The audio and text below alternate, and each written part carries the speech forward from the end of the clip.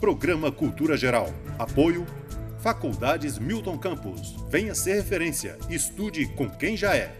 E IEPREV, em defesa da Previdência.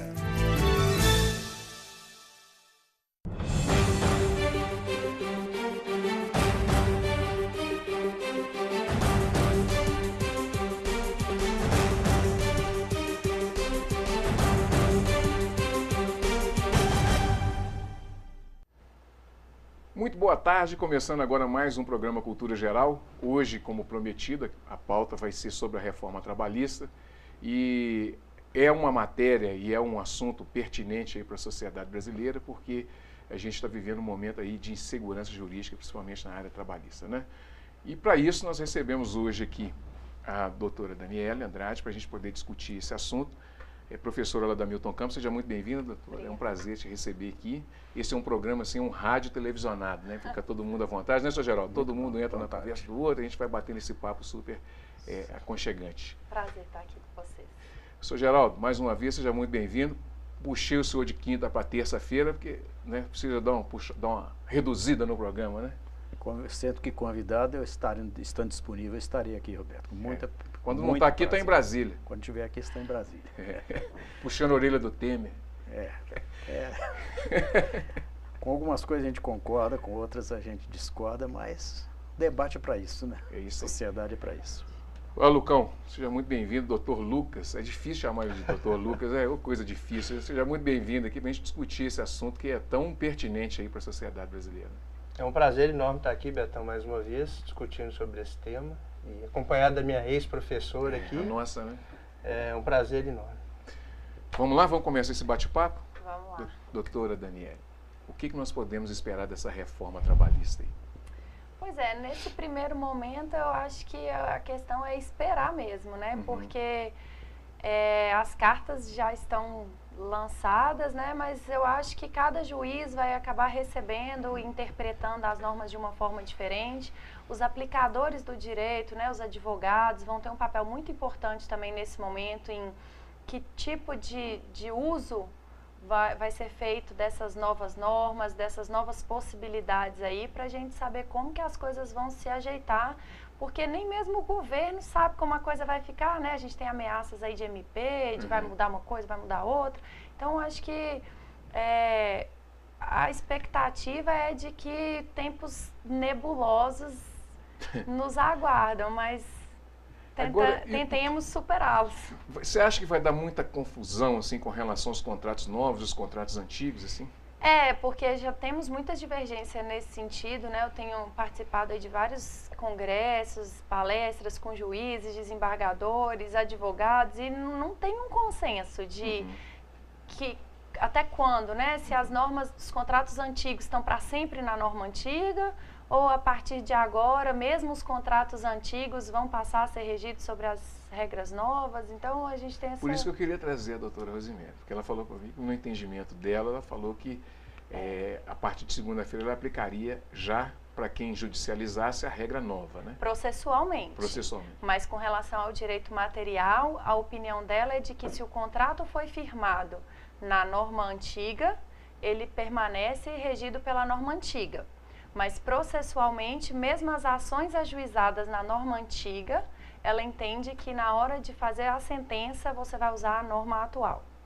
Então, nós temos dois problemas. Nós temos um problema com relação às regras de direito material, que é hora extra, férias, né?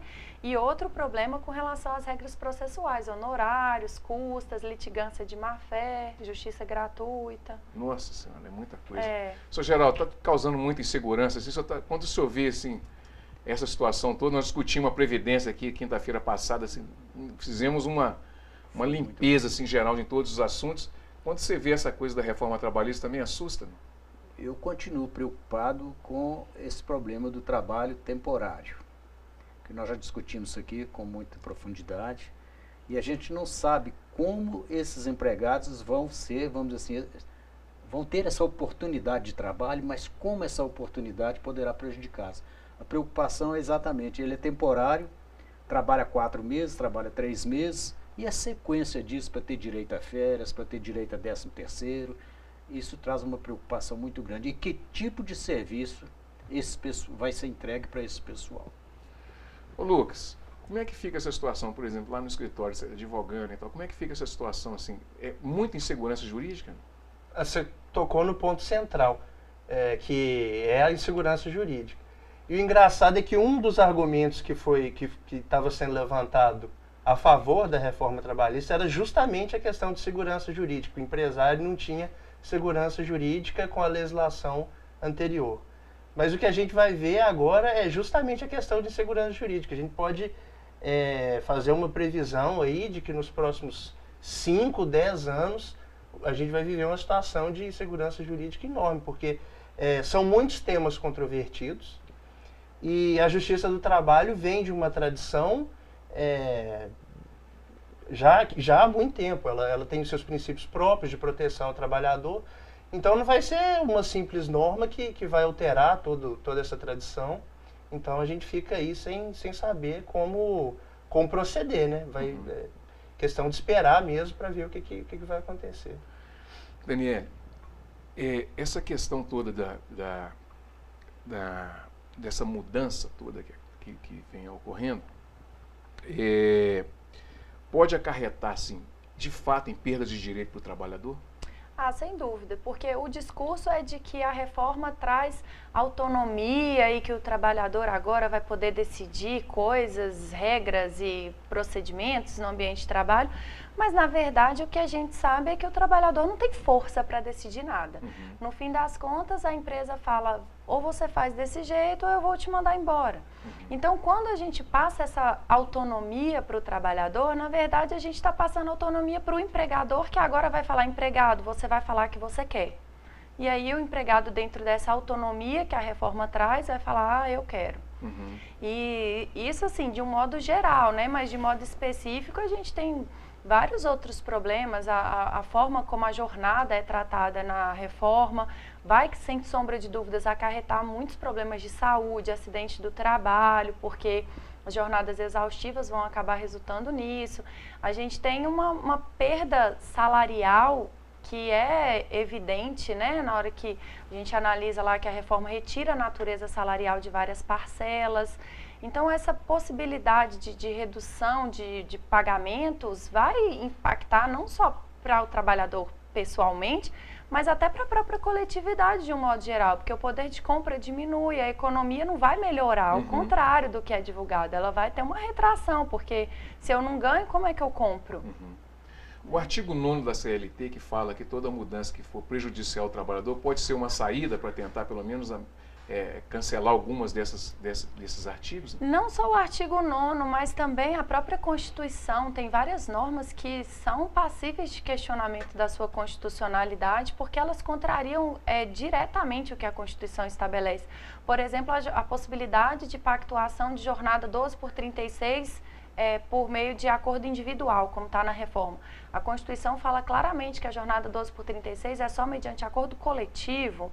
A gente tem normas internacionais que também tratam, por exemplo, da questão da saúde, que eu mencionei, dos limites de jornada, e a reforma também contraria esses instrumentos internacionais, dos quais o Brasil é signatário. Então, a gente tem aí possibilidades de controle de convencionalidade, controle de constitucionalidade, tem a base principiológica, como o Lucas colocou. Essa estrutura principiológica do direito do trabalho, ela foi frontalmente desrespeitada por vários dispositivos da reforma. Então, é por isso que traz essa insegurança toda, porque é uma norma que não tem condição de ser aplicada da forma como ela foi feita, se a gente tentar harmonizá-la com o restante do nosso ordenamento jurídico, porque ela está totalmente desvirtuada do resto, né?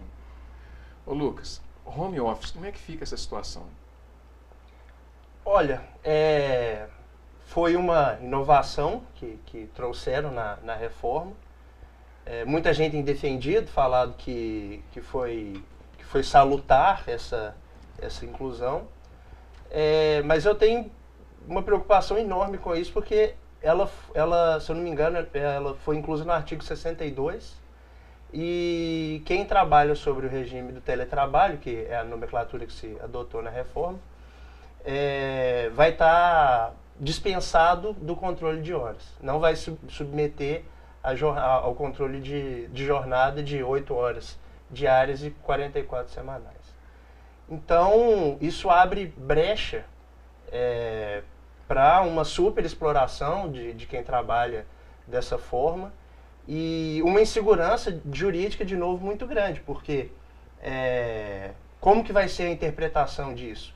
E se tiver forma de ter o controle da jornada, mesmo a pessoa trabalhando em casa, vai se aplicar, não vai se aplicar? Então fica aí, mais uma vez, a questão da insegurança jurídica. E em relação à necessidade de se ter regulamentado isso, ao meu ver, não tinha necessidade nenhuma. Há um tempo atrás, eu estava até estudando sobre esse assunto, eu estava procurando jurisprudência, isso antes da vigência da nova lei. Tinha jurisprudência, assim, a rodo sobre o assunto. E já era consolidado a jurisprudência. No seguinte sentido, se fosse possível o controle de jornada, aplicava-se as horas extras. Se não fosse possível o controle de jornada, não se aplicava as horas extras. Então, provavelmente isso vai ser interpretado de alguma forma, e tem muita discussão ainda para acontecer, e fica aí na questão de segurança jurídica, sem saber ao certo. Vamos rodar e voltar na segurança jurídica. Sempre vai cair nisso. O professor, nós temos aí o problema também do banco de horas, né? Que agora vai ser hora por hora, né? Então você fez uma hora, independente do dia? Na verdade, o banco de horas, ele sempre funcionou dessa forma, né? O empregado trabalha uma hora extra e, em troca, ganha uma hora de folga. A grande maioria, né? Poucas convenções coletivas negociavam de forma diferente para que você creditasse 1h30 ou 2, mas a grande maioria você trocava uma hora que vale mais, que é uma hora extra, por uma hora normal depois em folga. E justamente por ser prejudicial, porque você está fazendo uma troca que não é equivalente, e além disso, o banco de horas é possível que fique armazenado por 1 ano, então é um tempo muito longo, né, que o empregado fica fazendo horas extras até conseguir computar essas folgas, é que ele só podia ser feito mediante acordo coletivo, que era uma forma do sindicato proteger, acompanhar, fiscalizar, e agora na reforma vem a possibilidade do banco de horas também via acordo individual. E aí, de novo, outro prejuízo para o trabalhador, né, e aí volta naquilo que eu falei. Como é que o empregado vai exercer essa autonomia dele e falar assim, empregador, eu não quero banco de horas, eu quero receber em dinheiro as minhas horas extras. O empregador vai fazer o quê, né? Aqui, mas agora você pode querer, então você vai querer, tá aqui o documento para você assinar. A grande questão é que você tira esse poder de barganha, né, que o sindicato tinha. Para ele conceder banco de horas, ele ia exigir plano de saúde, quem sabe? Ele ia exigir alguma contrapartida. A negociação coletiva ficou totalmente enfraquecida a partir do momento em que você permite que várias coisas aconteçam de forma individual. O sindicato não tem condição de atuar. Além deles terem retirado o dinheiro do sindicato, ainda tiraram essa possibilidade de atuação, porque tudo que só poderia ser feito via sindicato, agora o empregado pode fazer de forma individual. Então, para que sindicato? Eu tenho aqui em Nova Lima, o sindicato sempre foi muito forte no sindicato da mineração. E eu lembro que tinha um documentário de 83, inclusive foi narrado pelo Paulo José, e tem um ex-presidente que dá um depoimento bem marcante nesse documentário, que ele fala assim, o jornalista pergunta para ele qual é a importância do sindicato na vida do trabalhador. Ele fala assim, o sindicato é como uma família com o pai, e sem o sindicato é uma família sem o pai. Para aquela época, né? Patriarcal, né? Se você não tem um sindicato forte, você é uma família sem o pai. Seria isso que eles estão fazendo com os sindicatos, que depois dessa reforma, os sindicatos estão perdendo essa autonomia? Porque nesse contexto, onde você tem menos empregos do que candidatos, né? Do que pessoas querendo trabalhar, então a lei da oferta e da procura é básica, né? Eu tenho menos vagas do que pessoas, eu consigo exercer uma pressão muito grande em cima do trabalhador. Então, aquele que está trabalhando cede e aceita qualquer coisa porque tem medo de perder o emprego. Aquele que está desempregado aceita qualquer tipo de trabalho em qualquer condições porque ele precisa deixar de ser desempregado, porque ele precisa de ter aquele ganho, né? Pensando aí no trabalho como fonte de renda, embora não seja só para isso que ele serve, né? E se eu não tenho ninguém para proteger essa pessoa que está nessa situação de dependência total daquele emprego, o empregador acaba conseguindo fazer o que quer com aquelas pessoas. Então, é de fato uma família sem pai. Sr. Geraldo, o senhor ouvindo aí que o senhor começou a trabalhar com 13 anos de idade na Força e Luz, né? Você está falando aqui nos bastidores. Isso. E faz tempo. Mas eu pediria permissão primeiro para fazer uma pergunta para os dois advogados. É o seguinte: quando tem pleno emprego, naturalmente o emprego informal é reduzido. Mas o Brasil nunca teve pleno emprego. E ultimamente o emprego informal tem sido a condição de sobrevivência de muita gente. Nessa reforma, esse pessoal de alguma forma tem mais proteção ou continuarão na informalidade, sem contribuir para a Previdência e sem uma segurança de continuidade do trabalho. E a preocupação maior é o vínculo dele com a Previdência para no futuro ter a garantia de uma aposentadoria. Na minha opinião, a situação do informal, ela foi até piorada, porque agora eu coloco mais pessoas na condição de informal do que antes, porque a partir do momento que a relação de emprego fica totalmente enfraquecida e é toda desrespeitada e o trabalhador fica sem essas proteções e eu consigo explorar um trabalhador no nível que a reforma permite, eu não preciso mais de 2 fazendo aquele trabalho. Eu consigo explorar um e exigir que esse um faça o trabalho de 2. Então, onde que vai parar esse segundo que ficou desempregado? Na informalidade. Então, até a gente tem visto aí notícias de o desemprego já diminuiu. O desemprego não diminuiu. O que eles estão considerando nesses índices são os trabalhadores que estão trabalhando na informalidade. Então, pessoas trabalhando pode até ter aumentado, mas não empregados. O que tem aumentado é o trabalho informal. Então, se a gente for pensar a partir dessa perspectiva, a reforma prejudicou os informais, porque vai aumentar a concorrência entre eles, né? Essa é uma preocupação, porque se tivesse condição de incluir mais gente, se tivesse um crescimento do emprego, mas nós não estamos vendo essa perspectiva. Nem vai ter. Então, eu acho que isso é preocupante. Uma coisa, acho que também talvez seja até mais preocupante do que isso, é a questão de você até formalizar pessoas através do trabalho intermitente, mas com péssimas condições de trabalho. E, inclusive, para índices estatísticos, a pessoa que se submeta a esse tipo de trabalho, ela vai ter a carteira registrada, não vai ser desempregada formalmente, vai ser empregada formalmente e de fato, pode sequer estar trabalhando. Ela vai estar com a carteira registrada sem estar trabalhando. E com o salário pago por hora, que a gente tem visto aí, inclusive já começaram anúncios de R$ 9,00 a hora, R$ 10,00 a hora. Isso é a completa precarização do trabalho e pior ainda, é a institucionalização da precarização do trabalho, porque é tudo formal, registrado.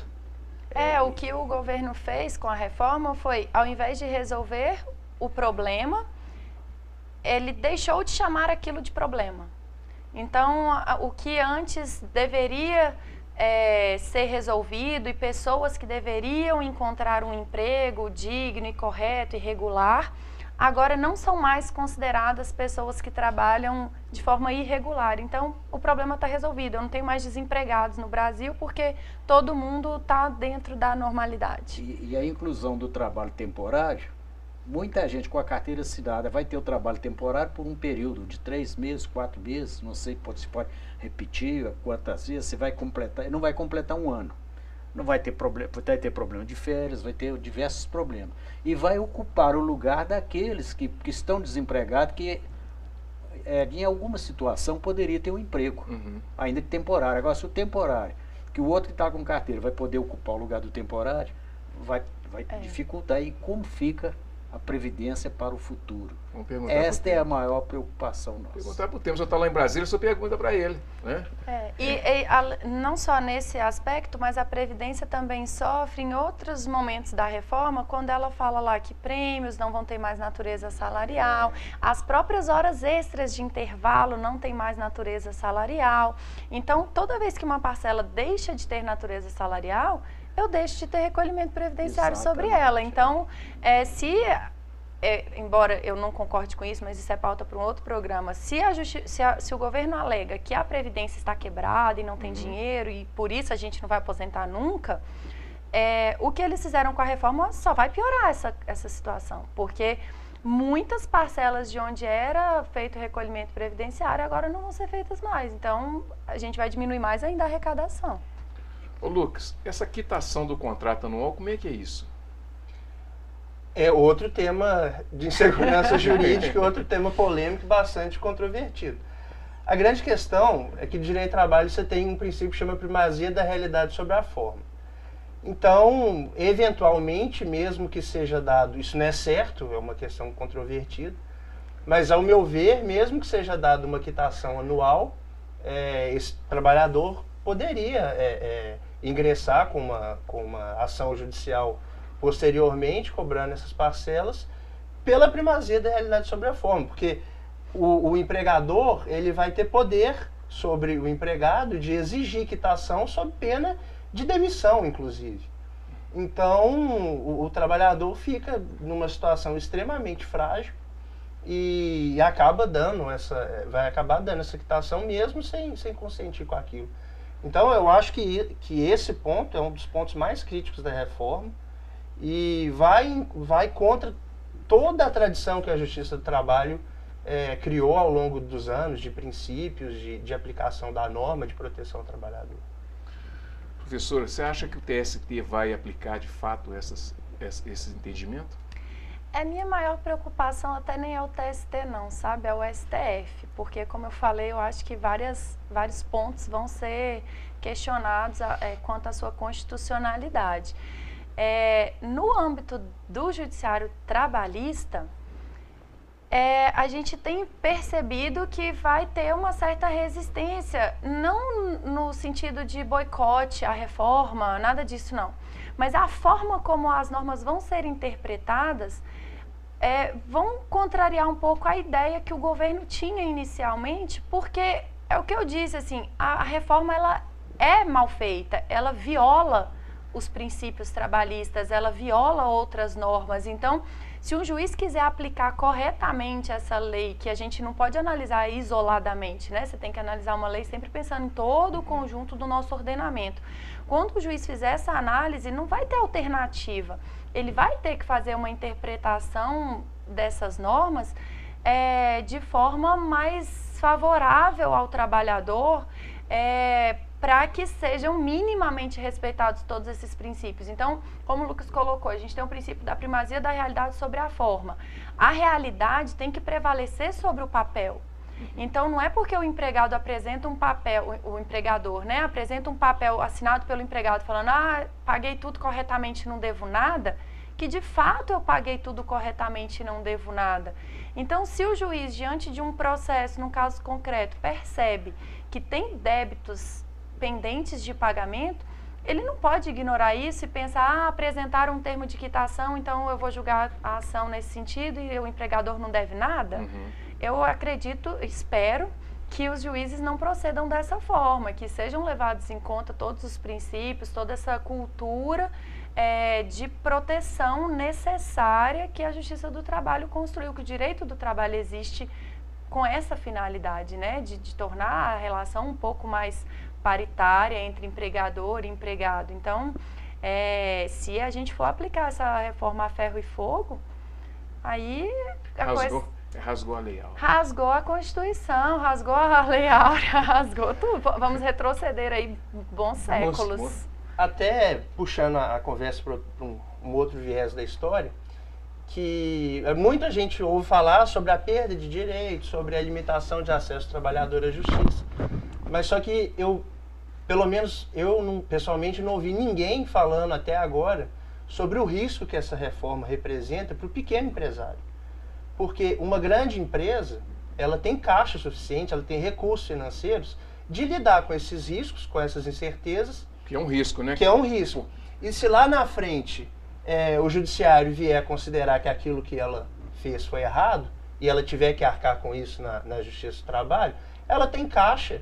Isso foi feito de uma forma planejada, ela provisionou determinados recursos, levando em conta os riscos trabalhistas que ela iria sofrer lá na frente, e mesmo se vier a ter alguma condenação futura, esse dinheiro ela estava reinvestindo na própria atividade fim dela. E o débito trabalhista ele é atualizado e incide juros a partir do ajuizamento da ação. Então isso para uma grande empresa não corresponde a muita coisa. Agora, para o pequeno empresário, isso pode ser um fator que vai determinar a sobrevivência da empresa dele ou não. Porque as dívidas trabalhistas para o pequeno empresário vão influenciar de forma significativa em relação ao caixa dele. Então, isso realmente me preocupa, isso pode ser um fator... Pode ser sem trocadilho, um risco capital, né? Um risco capital, isso pode ser um fator de quebra de pequenas empresas.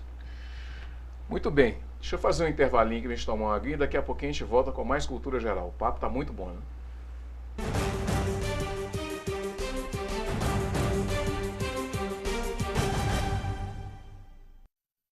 Programa Cultura Geral. Apoio Faculdades Milton Campos. Venha ser referência. Estude com quem já é.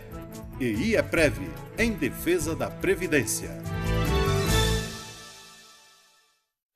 Faculdades Milton Campos. Tradição em ser referência. Vestibular 2018. Inscrições abertas para Direito, Administração e Ciências Contábeis. Para saber mais, acesse mcampus.br/vestibular. Canal Cidadão, Nova Lima e você. A Copa de Futsal das Escolas Municipais de Nova Lima faz a alegria das crianças e agita a rede de ensino. O nosso objetivo é motivar as nossas crianças para práticas esportivas, para qualidade na saúde e para que eles tenham o melhor desenvolvimento educacional nas nossas escolas. A Copa reúne estudantes com 10 e 11 anos de idade, matriculados e frequentes no ensino fundamental. Em 2017, a competição contou com 19 equipes e os destaques foram as escolas Flori Vanderlei Dias, campeã no masculino, e Dalva Cifuentes Gonçalves, primeiro lugar no feminino. É a 5ª edição da COFEM e este ano é a primeira vez que a gente fez a COFEM feminina. Isso está motivando mais ainda os alunos nas escolas em busca de um esporte. Fala, cidadão! É muita pressão, o treinador pega muito firme, mas no final a gente acaba ganhando, todo mundo feliz. Gostei de participar por causa que eu posso ser um atleta, posso ajudar as pessoas, a minha família vai ficar muito orgulhosa de mim. Estou muito feliz por ser campeão com a minha escola. Eu queria agradecer quem que organizou toda a COFEM pra gente. Eu achei muito legal e muito interessante. Eu achei muito legal, só de estar participando eu estou feliz. Saiba mais sobre as ações da Prefeitura em nosso site www.novalima.mg.gov.br, nas redes sociais Prefeitura de Nova Lima Oficial e no jornal A Cidade.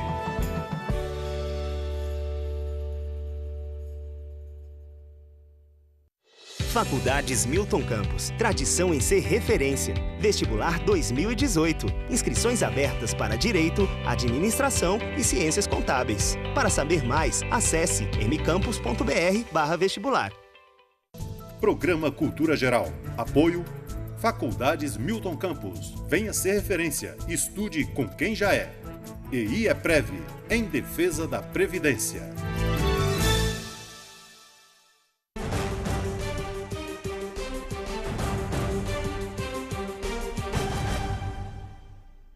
Difíceis. Muito bem, voltando agora com o programa Cultura Geral, pego no pulo. Bom, o Lucas, fala pra gente aí, como é que o microempreendedor, como é que a gente está falando nos bastidores? Você quer uma consultoria com emoção ou sem emoção? O pequeno empresário hoje, se eu for dar uma consultoria para ele, tem que perguntar se ele quer empreender com emoção ou sem emoção. Que se for empreender com emoção, pode aplicar a integralidade da reforma trabalhista e vão ver no que vai dar, assume o risco. Agora, se ele quiser não ter muita emoção, trabalhar de forma mais tranquila, é um momento de muita cautela, porque os riscos são enormes. Na realidade, cai nas costas do empregado ou do empreendedor, né? Essa que é a realidade, né? Sempre alguém vai pagar a conta. Vai ter uma conta aí que vai ter que ser paga de alguma forma. Professor, Essa medida provisória que está sendo proposta, ela é para acertar alguns pontos da reforma? Na verdade são várias medidas, né? Assim, vários pontos da reforma que eles já perceberam que não vai dar muito certo. Um ponto que gerou muito problema, muita polêmica desde antes da aprovação e eles ignoraram completamente é a questão da gestante, né? Trabalhando no ambiente insalubre, porque da forma como ficou, se o médico da empresa fizer um atestado dizendo que não tem problema nenhum, a gestante pode trabalhar num ambiente insalubre, e aí o ambiente insalubre, né, para a gente não ficar falando aqui o juridiquês, é aquele ambiente que expõe a saúde da pessoa. Então, se uma pessoa, né, que não está grávida já deve evitar um ambiente insalubre, com muito mais razão uma gestante, né, porque muitas vezes, dependendo do tipo de risco, pode afetar até o feto. Então, esse é um dos pontos. Um outro ponto que a medida provisória também está pretendendo alterar é a parte da indenização por dano extrapatrimonial. O que é isso? A reforma alterou, né, acrescentou esses dispositivos na CLT, a gente não tinha esse capítulo, e dano extrapatrimonial vai ser todo dano que não é material. Então, qualquer indenização por danos morais, danos existenciais, empregado sofreu um acidente, perdeu um braço, ficou doente, foi humilhado no local de trabalho, tudo isso vai entrar como dano extrapatrimonial. Só que a CLT, na maravilhosa reforma, tem uma tabela para fixar o valor das indenizações. Então, se o empregado que ganha salário mínimo perde o braço, a indenização dele é baseada no salário que ele recebe. Se o empregado que recebia R$100 mil perde o braço, a indenização vai ser outra a partir daquele salário que ele recebe. O que, obviamente, não faz nenhum sentido. E mais uma vez... me deixou até arrepiado na palestra. E mais uma vez contraria a Constituição, contraria todas as normas internacionais e qualquer pessoa com o mínimo de bom senso consegue perceber que isso não faz sentido. O braço de um não vale mais que o braço do outro só porque os salários deles são diferentes, né? Mas a medida provisória não vai consertar muita coisa, não. A medida provisória, até o momento, né, ela pretende manter a tabela, a proporcionalidade e tudo mais, só que ao invés de se basear no salário, vai se basear no teto da Previdência. Então, estamos trocando 6 por meia dúzia, no fim das contas, a CLT vai continuar com uma tabela fixando danos morais, apesar do próprio STF já ter decisões no sentido de que é impossível tabelar o dano moral. Você tem que analisar cada caso. O sofrimento que uma pessoa vai ter não é o mesmo que a outra vai ter diante da mesma situação. Então, é impossível você fixar quanto vale o sofrimento de alguém. E essa é uma das maiores aberrações que a CLT traz nessa reforma. Essa CLT virou um negócio meio Frankenstein, né? Não, e olha a bagunça que isso vai virando.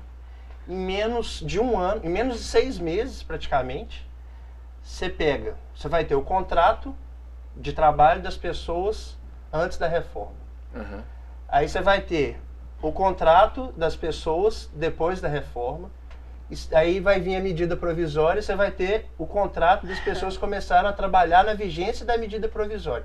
Se a medida provisória não virar lei, não for votada e não virar lei, vai ficar esse pessoal aí durante esse curto período de tempo que foi contratado durante a medida provisória. Ou seja, você vai ter 3 tipos de contrato diferentes e em 6 meses você criou essa bagunça toda. Como é que fica a questão... Completando aqui, eu gostaria de saber o seguinte, no caso, se mudar para a Previdência, o valor da Previdência, é o teto da Previdência ou é o salário de contribuição para a Previdência? Porque se for o salário de contribuição, não vai alterar absolutamente nada. Pelo que eu vi, é com relação ao teto. Então, ao teto, você vai ter limites, pelo menos assim. Iguala, né? Mas aí vai ser assim, até tantas vezes o teto para esse tipo de dano, até tantas vezes o teto para outro tipo de dano. Mas permanece tabelado o dano. Tabelado, é uma Tem perda do mesmo jeito? Tem perda, Como é que fica a questão da jornada de trabalho? Foi um dos pontos que mais sofreu impactos aí com a reforma, né? A gente tem agora possibilidade de negociação com relação ao intervalo. Então, a regra que antes era para pessoas que trabalham mais de 6 horas, eu tenho um intervalo de no mínimo 1 hora. Agora as pessoas podem negociar e reduzir esse intervalo para 30 minutos. E aí a gente tem um problema que a reforma coloca lá que jornada não tem relação com saúde. Só que tem, né? Quanto mais a pessoa trabalha, obviamente, mais chance de desenvolver uma doença ocupacional e de sofrer um acidente ela tem. Então a gente pega aí todas as pesquisas relacionadas ao tema, a maioria das pessoas, quando sofrem um acidente do trabalho, por exemplo, ou estão fazendo horas extras, ou estão trabalhando em um dia em que elas não tiveram intervalo. Então a concentração diminui, o reflexo diminui, obviamente a chance de sofrer um acidente aumenta. Os movimentos repetitivos e tudo mais. Então é um ponto muito precarizante essa possibilidade de redução do intervalo. Mas isso é vendido de que forma? O trabalhador agora pode fazer meia hora de intervalo e sair meia hora mais cedo. Ele escolhe o que ele quer. Então a gente tem que tomar muito cuidado com essas escolhas que são dadas ao trabalhador, porque muitas vezes ele não sabe o que é melhor para ele. Então ele faz a escolha naquele momento, mas não tem essa visão a longo prazo. Tem a questão do banco de horas, que a gente já comentou aqui. Tem vários pontos. A questão dos 12 por 36, que também passou a poder ser feito por acordo individual. E ainda falando do intervalo, tem essa loucura de deixar de ter natureza salarial, né? Então, a regra anterior era, tenho que ter um intervalo de 1 hora. Tive menos que 1 hora, vou receber 1 hora extra. Como penalidade mesmo, pelo fato de ter sido desrespeitado aquele período. Agora não, se eu tinha que ter 1 hora e eu tive 40 minutos, eu só recebo 20 minutos. E esses 20 minutos não tem natureza salarial, tem natureza indenizatória, então eu deixo de ter recolhimento previdenciário sobre essa parcela. Isso gerando já prejuízo virado. E o próprio intervalo também é outro ponto extremamente controvertido. Tem várias pessoas defendendo. Por ser medida de segurança e higiene de trabalho, seria um direito indisponível. Então, por um simples acordo, não poderia abrir mão disso. Então, vai ter muita discussão ainda sobre todos os assuntos. Cláusula arbitral, como é que fica essa coisa da cláusula arbitral? Olha, isso é uma coisa que eu não tenho opinião formada ainda, mas pode ser uma coisa interessante. Parece que foi... Bom, já tem um contraponto aqui. Sim. Foi... Primeiro que não vai ser para todas as pessoas. Para quem ganha, se não me engano, o dobro do teto da Previdência. Cerca de 11 mil reais. A arbitragem, ela parte do princípio que você tem um terceiro desinteressado julgando aquela lide. Então, se uma pessoa, você pressupõe que uma pessoa que receba assim, 2 vezes o teto da Previdência tenha um certo grau de instrução, se ela opta por resolver isso de forma arbitral, pela arbitragem, eu acredito que possa sim ser uma vantagem para ela, inclusive em termos de celeridade processual. E a gente tem que repensar as nossas formas de resolução de litígio, porque essa situação judiciária nossa, inclusive da Justiça do Trabalho, é insustentável. E a gente tem visto, e com a reforma trabalhista, eu acredito que vão surgir mais demandas ainda, vai ter um crescimento de número de processos da Justiça do Trabalho. Eu acho que talvez a arbitragem, você partindo do princípio de que um terceiro desinteressado vai julgar aquela lide, por que não?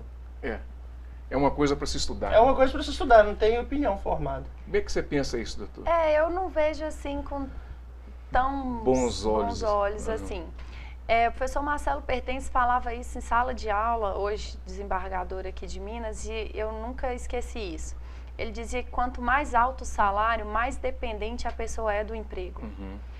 E aí ele dizia, uma pessoa que ganha salário mínimo, ela não assume muitos compromissos, porque ela não tem como assumir muitos compromissos com pouco dinheiro. A pessoa que ganha muito, ela vai ter um filho na escola particular, ela vai ter uma cota do clube, ela vai ter um IPVA do carro, ela vai ter um IPTU de um apartamento caro, ela vai ter muita coisa para pagar. Então é um pouco ilusório a gente achar que porque a pessoa ganha 11 mil reais, ela tem condições de negociação com seu empregador. Eu acredito que mesmo ela ganhando 100 mil reais, ela continua sendo hipossuficiente. Porque se o empregador tem condição de pagar 100 mil reais, é porque ele está ganhando muito mais que isso, é porque ele é muito maior. Né? Óbvio que uma microempresa não vai pagar isso de salário. Então, quem vai pagar isso é uma multinacional, é uma empresa muito grande. Então, você sempre vai ter essa desproporcionalidade entre empregado e empregador.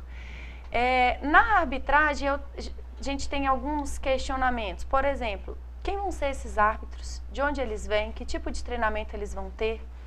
Quão imparciais essas pessoas vão ser? Quem vai pagar por eles? Porque no direito civil, teoricamente, né, as pessoas estão ali em igualdade de condições, é mais fácil de dividir as coisas. Mas a gente não pode perder de vista que na esfera trabalhista a gente tem essa disparidade, a gente tem diferença entre as partes, entre os polos ativo e passivo de uma demanda. Então, eu tenho um certo medo da arbitragem, porque se na frente do juiz, muitas vezes os acordos já acontecem com desvantagens para os trabalhadores que, na necessidade, aceitam fazer um acordo ganhando menos do que sabem que tem direito, porque precisam e querem receber depressa, imagina o que não vai acontecer numa arbitragem onde você não tem essa segurança que o juiz traz para as partes, né, para a demanda. A ideia, talvez, da arbitragem seria a substituição direta do sindicato? Isso me veio na cabeça agora, assim, seria mais ou menos por aí?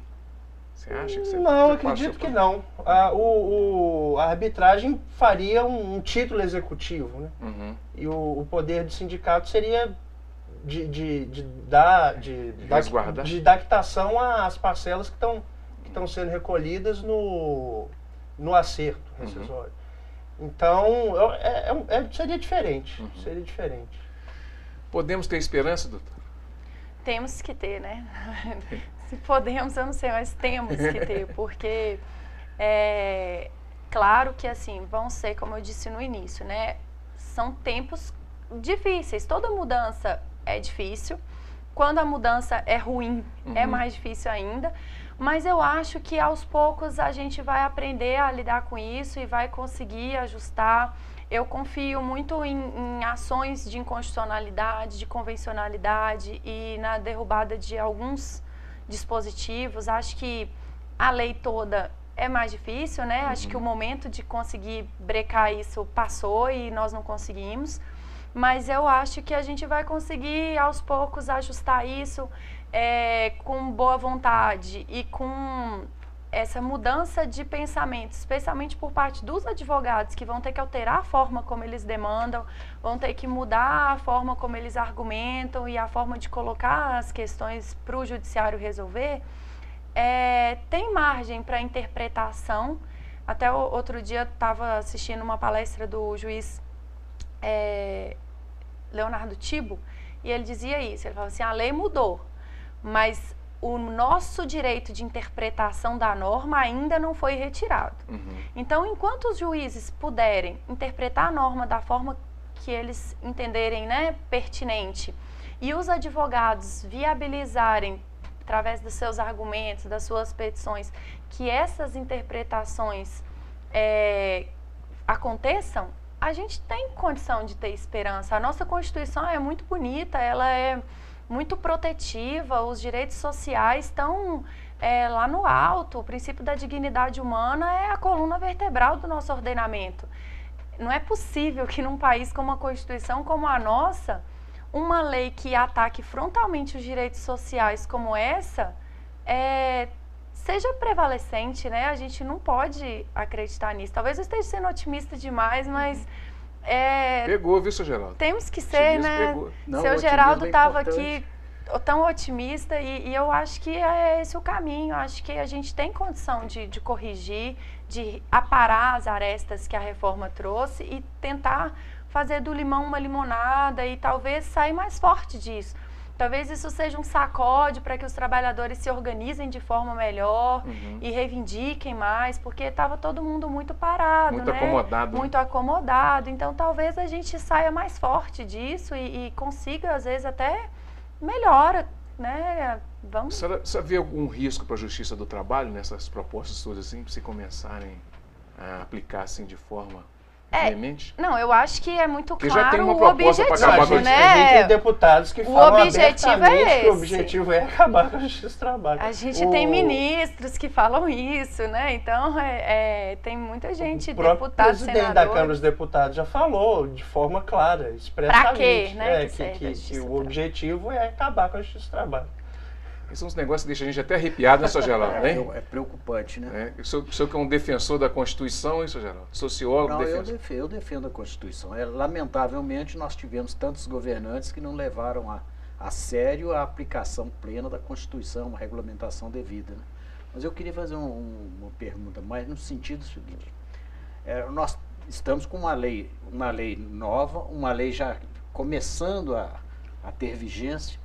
E na opinião suas aí, que é do direito, né, o trabalho é todo regulamentado, essa reforma resolve de alguma forma a questão do desemprego? Favorece a empregabilidade? Em termos numéricos, em termos de absorção. Ele olha até com o olhar, você meio choroso. Eu acho que isso é a maior falácia da reforma. Não nenhum empresário em sã consciência vai contratar um empregado porque ficou mais fácil de contratar. Você contrata mão de obra por exigência do mercado, por aumento de serviço. De demanda.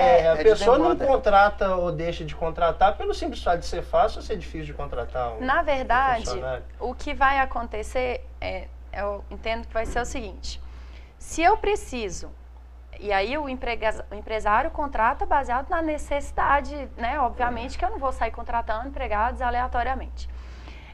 Então, se eu preciso de um empregado para fazer determinado trabalho, sei lá, produzir 1000 calças por mês, e para isso eu preciso do número X de empregados trabalhando X horas. Agora a reforma permite que eu exija desses mesmos empregados 2X de horas. Eu não preciso de contratar outras pessoas. Ao invés de contratar mais pessoas, eu exploro as que já trabalham para mim. E, na verdade, o que eu posso fazer, inclusive, é dispensar uma parte dos que eu tenho e explorar mais ainda os que restarem. Principalmente com a flexibilização que eles não criaram. Então, o que vai aumentar, na verdade, se aumentar a quantidade de empregos, vai aumentar a quantidade de empregos precários. Então, eu vou trocar um empregado que ganhava 1000 por 2 que ganham 500. Então, nesse sentido, pode ser que a gente tenha um aumento de empregos. Mas é o que eu imagino, assim, que eu falei no início. Eu imagino que eles vão mandar o de 1000 embora, pegar o de 500 e pôr ele para fazer o serviço trabalho. Exatamente. Eles vão mandar o de 1000 embora, pegar um para ganhar 500 e fazer o trabalho de 2. E a longo prazo, o que isso vai acontecer? O que a gente vai ter? Uma retração no consumo, porque essas pessoas não ganhando não vão conseguir consumir o que elas próprias estão produzindo. Então, eu vou precisar dispensar pessoas, porque eu não preciso mais produzir aquele tanto, porque eu não estou vendendo. Aí a gente vai passar por uma nova crise, e aí vai ter de novo flexibilização de direito trabalhista, porque toda vez que tem crise econômica, a culpa é do direito do trabalho, e é lá que a gente vai buscar a solução.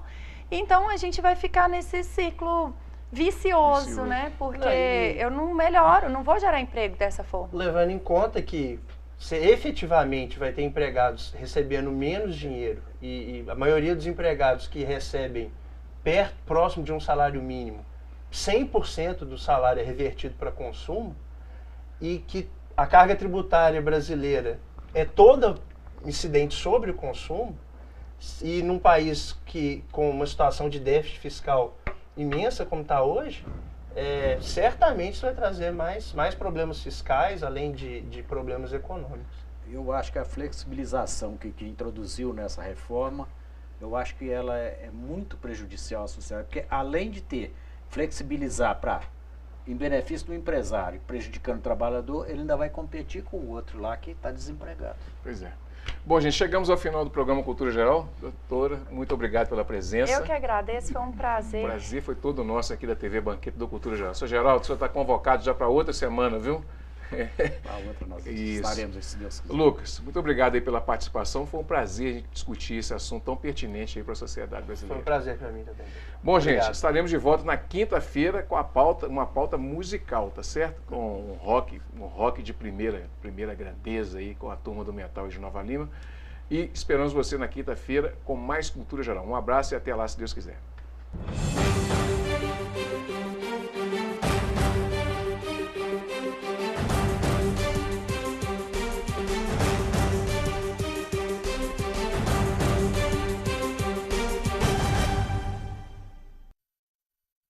Programa Cultura Geral. Apoio Faculdades Milton Campos. Venha ser referência. Estude com quem já é.